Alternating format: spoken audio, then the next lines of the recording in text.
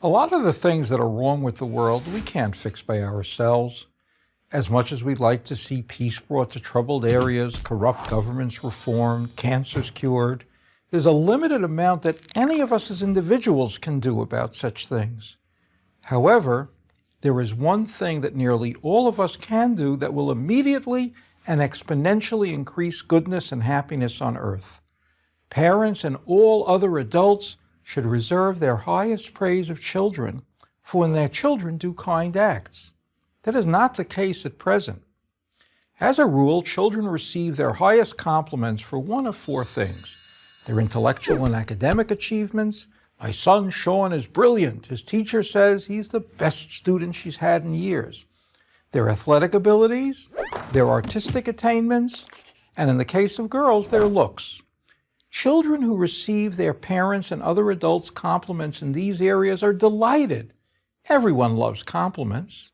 But what about the child who doesn't excel at academics, who isn't a gifted athlete or dancer, the girl who is not particularly pretty?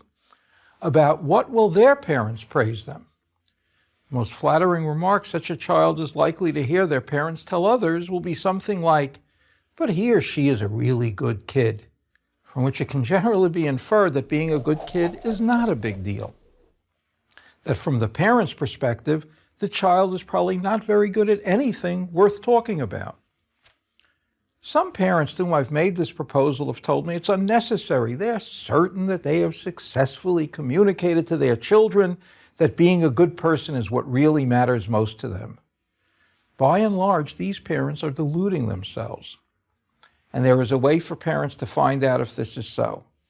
For many years, Dennis Prager has suggested that parents ask their children, "What do you think that I, your mother, or I, your father, most want you to be? Successful, smart, good, or happy?" Many parents who have conducted this experiment have been quite surprised to learn that their children did not think that being good was what mattered most to their parents. Try it yourself. Ask your child of any age that question: "What do you think I most want you to be?" I want to make it clear, I am not suggesting that parents stop complimenting their children for their accomplishments in other areas. All children want to know that their parents have respect for their accomplishments, and girls, even more than boys, also need to feel that they are physically attractive.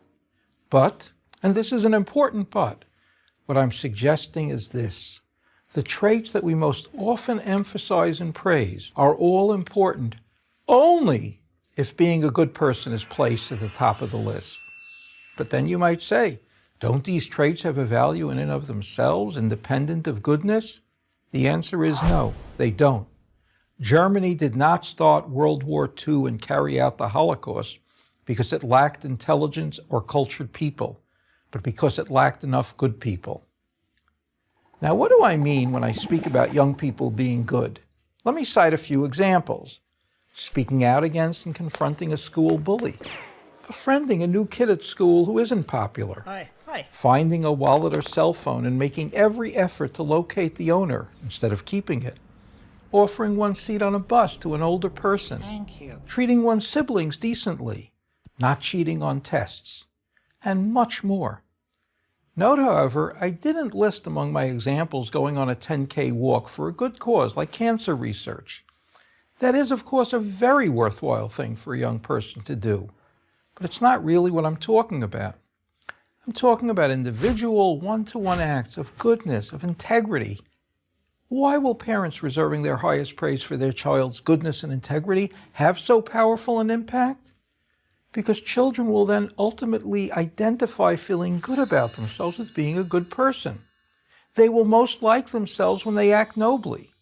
Or to put it another way, their self-esteem will come more from their goodness than from anything else. What a world that would be. And the best news about this proposal is that you can start doing it immediately. And I don't mean tomorrow, I mean now. I'm Joseph Telushkin for Prager University.